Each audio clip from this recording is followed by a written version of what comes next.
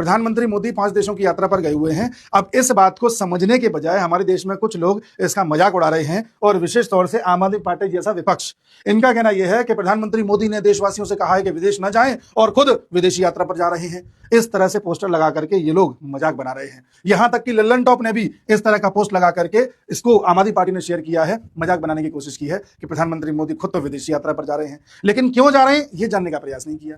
सबसे पहले प्रधानमंत्री मोदी यूएई की यात्रा पर गए। यूएई वो देश जहां से भारत का सबसे ज्यादा एलपीजी का इंपोर्ट होता है। हम अपनी डोमेस्टिक एलपीजी का लगभग 2/3 बाहर से मंगाते हैं और उसमें से भी 40% ऐसा है जो यूएई से मंगाया जाता है। और इस बार प्रधानमंत्री मोदी जाकर के इस डील को और फिक्स करके आए हैं जिससे लगातार सप्लाई आती रहे। साथ ही यूएई के साथ स्ट्रेटेजिक पेट्रोलियम रिजर्व्स को हमेशा बनाए रखने की भी डील करके आए हैं जिससे हमारे पास फ्यूचर के लिए भी क्रूड ऑयल स्टॉक में रहे। और यूएई इंपॉर्टेंट क्यों है? क्योंकि यूएई से जब भी कोई ऑयल टैंकर आएगा तो उसे स्ट्रेट ऑफ हॉर्मुज से होकर के नहीं आना होगा, यानी सेफली भारत आ सकता है।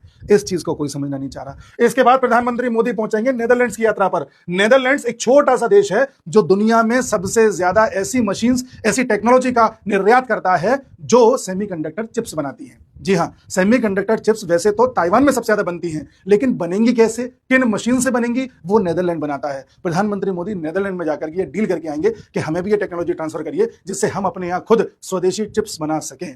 वहीं ट्रंप चाइना गए हुए थे और चाइना से बोल रहे थे कि आप हमें चिप्स का रॉ मटेरियल दे दीजिए, यानी बनी बनाई चिप्स दे दीजिए, हम उन्हें एआई से अपग्रेड कर लेंगे।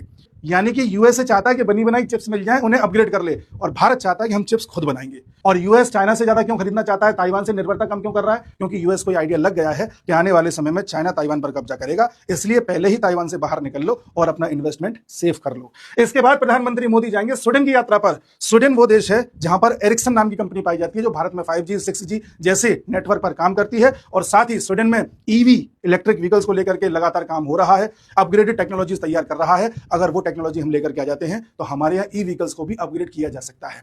उसके बाद प्रधानमंत्री मोदी नॉर्वे जाएंगे। नॉर्वे वो देश है जहां पर इक्वानोर नाम की एक कंपनी है जो हमें एलपीजी सप्लाई कर रही है और वो कंपनी चाहती है कि भारत उनका परमानेंट ग्राहक बन जाए। हम जाकर के उस कंपनी से एलपीजी की सप्लाई को और सुनिश्चित करेंगे जिससे हमारे यहाँ एलपीजी के दाम न बढ़ जाए।